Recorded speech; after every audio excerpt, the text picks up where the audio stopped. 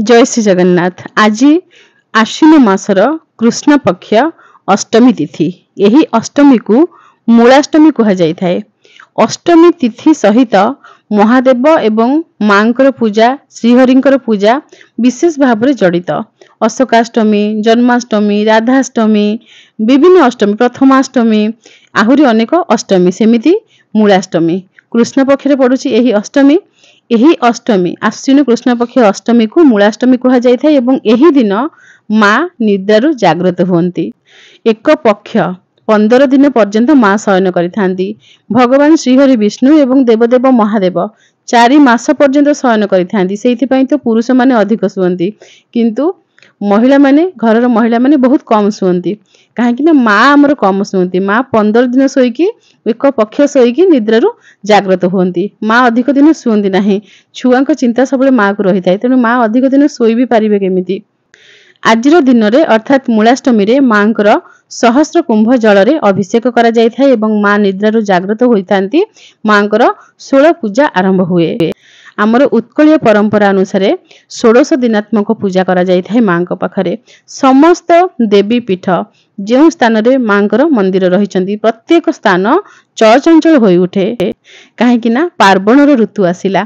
पार्वण समय रे मांक पाखरे विशेष नीति कांति पूजा अर्चना इत्यादि भोगराग इत्यादि करा जाय थाए।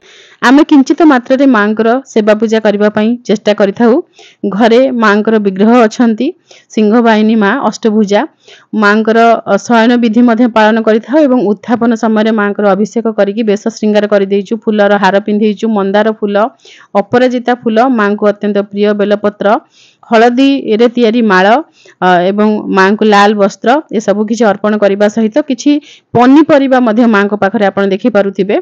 काहेकि ना हमर उत्कलीय परंपरा रे आजिर दिन रे द्वितीय ओषा मां माने पालन करिथांती। द्वितीय घांट प्रस्तुत करा जाय। घांट रे जे परिबा पड़े से सब मांकर दान। काहेकि ना मां निजे होचंती शाकंबरी देवी। मां निजे निजको साग पनी परिबा भाबरे निज शरीर को बांटी देइथिले पिला मानक पई। मोर पिला माने खाइबे सेथि पई मां निजे शाकंबरी स्वरूप धारण करिथिले। तेणु मांक पाखरे एही पनी परिबा को समर्पण करी सेही पनी परिबा रे आमे घांट तरकारी प्रस्तुत करि परिबा। एमिति किछि महिला अछंती जो माने द्वितीय ओषा करि पारंती नाही, किंतु घांट तरकारी करबा को भूलंती नाही। एहा बहुत भल कथा। आम संस्कृति एवं परंपरा को आपण माने जाबुडी धरिचंती। आठर खुशीर कथा और किछि भी नुहे। किंतु सेई जो परिबाटी आपण घांट तरकारी करूचंती ताकू मां को समर्पण करी जदी आपण ताकू रोसई करिवे ताहाले ताहा प्रसाद रे परिणत हेबो। सेही शाकंबरी देवी जे कि ए साग पनीपरिबा फल हमकु देइचंती तांको जिनिस आमे तांकु टिके समर्पण करिबा। ये होउची आजिर प्रसाद। अट्टा पूरी, पूरी पिठा, काकरा, खीरी, डालमा, मिष्टान्न ए सब किछि आज मां को भोग लागिथिला। सब किछि घरे प्रस्तुत होइथिला। केवल मिष्टान्न जहा कि गुड़िया घरु आमे आनी थाउ, जे गुड़िया घरु प्रस्तुत होई कि मंदिर रे भोग लागे। वर्तमान आपन को प्रश्न को आसीबा। आपनकर प्रश्न थिला नवरात्र घट स्थापना केउ समय रे करा जिवो। घट स्थापना, कलश स्थापना, देवादेवींकर पूजा इत्यादि सदा सर्वदा अमृत बेला रे करा जाय थाए। आश्विन शुक्ल प्रतिपदा तिथि जो दिन आमर नवरात्र घट स्थापना करा जिवो, नवरात्र प्रथम दिन से दिन अमृत बेला आपणकर राति रु आरंभ हो जाउची, अर्थात ब्राह्म मुहूर्त रु आरंभ हो जाउची। सकाळ 8:49 पर्यंत रहुची अमृत बेला। आपनकर गोटे प्रश्न थिला कि आपण राति 4:30 रे स्थापना करबा को चाहउचन घट स्थापना। निश्चय करि परिबे, जेहेतु समय प्रथमे रहिची अमृत बेला 8:49 मध्ये, अर्थात 8:49 भितरे आपण पूजा घट स्थापना करि परिबे। जदि सेही समय न करि पारुचंती ताहाले 12:48 गते 12:48 परे पुणी थरे आपणकर घट स्थापना पई अमृत बेला आसी जाउची। 12:48 परे दिन 3:11 मध्यरे, 12:48 रु 3:11 भितरे एई समय भितरे आपण स्थापना करि परिबे।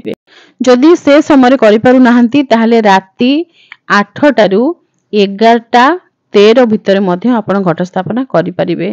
तापरे मध्य विलंब रे आउ गोटे समय रहुची राति 1:37 रु राति 3:14 पर्यंत। सब समय आमे आपण को कहि थाउ प्रति वर्ष, काहे कि ना कहार किछि भी हेई पारे, किछि भी असुविधा हेई पारे। जदि आपण को मन भितरे से पर्यंत आपण दृढ़ भाबे रहिथिबे कि किछि भी हेई जाऊ, କୌଣସି ପରିସ୍ଥିତି ହଉ ଯେତେ ବିଳମ୍ବ ହେଉ ଆମେ ଘଟ ସ୍ଥାପନା କରିବୁ। ସମୟ ବି ଥିବା ଦରକାର, ସେଥିପାଇଁ ଆମେ ସବୁ ସମୟ କହିଦେଇଛୁ। ଆପଣଙ୍କୁ ଯେଉଁ ସମୟ ଉଚିତ ଲାଗିବ ସେଇ ସମୟରେ ଆପଣ ସ୍ଥାପନା କରିବେ। ଯେଉଁମାନେ ସପ୍ତମୀ ତିଥିରେ ଘଟ ସ୍ଥାପନା କରିବେ, ସପ୍ତମୀ ତିଥିରେ ମଧ୍ୟ ଘଟ ସ୍ଥାପନା କରାଯାଇଥାଏ। ଷଷ୍ଠୀରେ ଆମର ବିଲ୍ୱବରଣ, ସପ୍ତମୀରେ ମାଙ୍କର ଘଟ ସ୍ଥାପନା କରି ମହାସପ୍ତମୀ, ମହାଅଷ୍ଟମୀ, ମହାନବମୀରେ ମଧ୍ୟ ମାଙ୍କର ପୂଜା କରାଯାଇଥାଏ ଏବଂ ଦଶମୀ ଦିନ ବିସର୍ଜନ କରିପାରିବେ, ନଚେତ୍ ନବମୀ ଦିନ ସନ୍ଧ୍ୟା ପୂର୍ବରୁ ବିସର୍ଜନ କରିପାରିବେ, ନଚେତ୍ ଦଶମୀ ଦିନ ସନ୍ଧ୍ୟା ପୂର୍ବରୁ ବିସର୍ଜନ କରିପାରିବେ। ଆପଣ ସପ୍ତମୀରୁ ଯଦି ଘଟ ସ୍ଥାପନା କରୁଛନ୍ତି ତାହେଲେ ଆପଣଙ୍କ ପାଇଁ ଯାହା ଅମୃତ ବେଳା ରହୁଛି ଦିନ 8ଟା 49 ମଧ୍ୟେ ବ୍ରାହ୍ମ ମୁହୂର୍ତ୍ତରୁ ଏହି ଅମୃତ ବେଳା ଆରମ୍ଭ ହେଉଛି। 8ଟା 49 ଭିତରେ ଆପଣଙ୍କର ପୂଜା ଆପଣ ସମାପ୍ତ କରିବେ। ଯଦି ଏ ସମୟରେ ଘଟ ସ୍ଥାପନା କରିପାରୁନାହାନ୍ତି ତାହେଲେ ଦିନ 12ଟା 45 ଗତେ, ଦିନ 12ଟା 45 ପରେ ଆପଣ ପୂଜା ଆରମ୍ଭ କରିପାରିବେ। ଏହି ପୂଜା 3ଟା 7 ମଧ୍ୟରେ ସମାପ୍ତ ହେବ। 12ଟା 45 ରୁ 3ଟା 7। ଆଉ ଗୋଟିଏ ସମୟ ରହୁଛି ରାତି 7ଟା 55 ପରେ, 7ଟା 55 ପରେ ଆରମ୍ଭ କରିବେ, ରାତି 11ଟା 10 ମଧ୍ୟରେ ଆପଣଙ୍କର ପୂଜା ସମାପ୍ତ ହେବ। 7ଟା 55 ରୁ 11ଟା 10।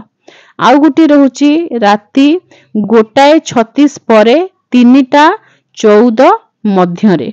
ସବୁ ସମୟ ଆମେ କହିଦଉଛୁ ଆପଣଙ୍କୁ ଯେଉଁ ସମୟ ସୁବିଧା ହେବ। ରାତି 1ଟାଏ 36 ରୁ 3ଟା 14 ଆମର ଲାଷ୍ଟ ସମୟ।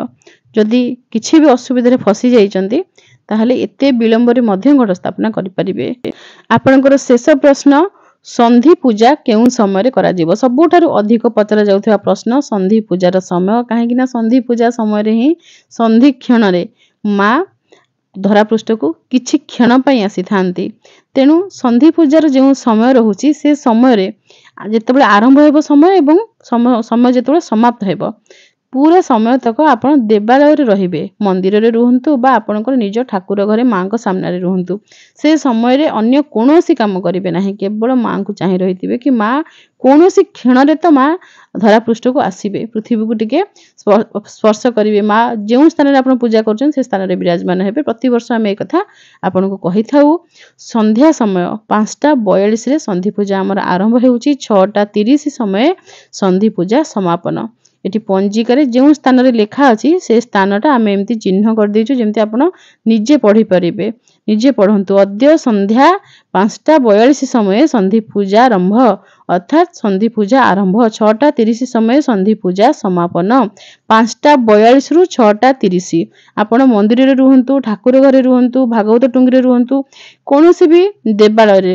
ଯଦି ଆପଣ କୌଣସି କାମରେ ଅଛନ୍ତି, ଆପଣ ସେଠୁ ଆସିପାରୁନାହାନ୍ତି, ଏଇ ସମୟ ଭିତରେ କେବେ ନା କେବେ ମାଙ୍କୁ ଟିକେ ଆଖି ବନ୍ଦ କରି ଟିକେ ଆପଣ 2 ମିନିଟ୍ ହେଉ ପଛେ ମାଙ୍କୁ ଟିକେ ଆପଣ ଧ୍ୟାନ କରିବେ। ସମୟକୁ ନେଇ ଆପଣଙ୍କର ଯାହା ବି ପ୍ରଶ୍ନ ଥିଲା ସମସ୍ତ ପ୍ରଶ୍ନର ଉତ୍ତର ଆମେ ଦେଇ ସାରିଛୁ। ଆଜି ଷୋଳ ପୂଜାର ପ୍ରଥମ ଦିନରେ ମାଙ୍କର ଦର୍ଶନ ଆପଣ କରୁଛନ୍ତି। ମାଙ୍କର ହସ ହସ ମୁହଁ, ଜଗତ ଜନନୀ, ଦୟାମୟୀ, କରୁଣାମୟୀ, ମମତାମୟୀ, ସ୍ନେହମୟୀ ଆମ ମାଙ୍କୁ ଆପଣ ଦର୍ଶନ କରୁଛନ୍ତି। ମା ଯାହାର ଅଛନ୍ତି ନା ତାର ଆଉ କିଛି ତ ଆବଶ୍ୟକତା ନାହିଁ। ମାଙ୍କ ଶରଣ ସବୁବେଳେ ରହିବେ। ଆପଣଙ୍କ ଇଷ୍ଟ ଯିଏ ବି ହୁଅନ୍ତୁ, ଆପଣ ଭାବୁଛନ୍ତି କି ଇସ୍କନର ପ୍ରଭାବରେ ପଡ଼ିକିରି ଆମେ ତ ଶ୍ରୀକୃଷ୍ଣଙ୍କୁ ଇଷ୍ଟ ବୋଲି ଭାବିଲେ ଦେବୀଙ୍କ ଶରଣ କାହିଁକି ଯିବୁ? ଦେବୀ ତ କେବଳ ଇଚ୍ଛା ପୂରଣ କରନ୍ତି। ଦେବୀ କେବଳ ଇଚ୍ଛା ପୂରଣ କରନ୍ତି ନାହିଁ, ଏସବୁ ଭାବିବା ମୂର୍ଖାମୀ। ଯେଉଁ ପାଣି ଆପଣ ପିଉଛନ୍ତି ନା, ଛିନ୍ନ ମସ୍ତା ରୂପରେ ମା ନିଜ ବେକ କାଟି ଦେଇଥିଲେ। ମାଙ୍କ ରକ୍ତରୁ ହିଁ ପାଣିର ସୃଷ୍ଟି। ମା ନିଜେ ହିଁ ଫଳ ପନିପରିବା ରୂପରେ ଶାକମ୍ଭରୀ ଦେବୀ ରୂପରେ ପ୍ରକଟ ହୋଇଥିଲେ, ଯୋଉଥିପାଇଁ କି ଆପଣ ଶାଗ ପନିପରିବା ଖାଉଛନ୍ତି। ତେଣୁ ମା ପୁଣି କୋଉଠି ନାହାନ୍ତି? ମାଙ୍କର ଖାଲି ଇଚ୍ଛା ପୂରଣ କରନ୍ତି। ଯୋଉ ଇଚ୍ଛା କୌଣସି ତାନ୍ତ୍ରିକ, କୌଣସି ନିକୃଷ୍ଟ ବ୍ୟକ୍ତି ଚାହୁଁଛି ସେଇ ଇଚ୍ଛା କେବଳ ପୂରଣ କରନ୍ତି ନା, ମା ତା ଛୁଆର ସବୁ ବୁଝନ୍ତି। ତେଣୁ ମାଙ୍କ ଶରଣାପନ୍ନ ହେଲେ ହିଁ ଆପଣ ଶ୍ରୀହରିଙ୍କ ନିକଟକୁ ଯାଇପାରିବେ। ମା ଯଦି ହାତ ଧରିକି ଚଲେଇ ନେବେ ଆପଣ ଯାଇକି ଆପଣଙ୍କ ଲକ୍ଷ୍ୟସ୍ଥଳରେ ପହଞ୍ଚି ପାରିବେ। ତେଣୁ ମାଙ୍କୁ କେବେ କୌଣସି ପ୍ରକାର ଅପମାନ କରିବେ ନାହିଁ। ଯିଏ ଅପମାନ କରୁଛି ସେ ଲୋକକୁ ବି ଛାଡ଼ିବେ ନାହିଁ।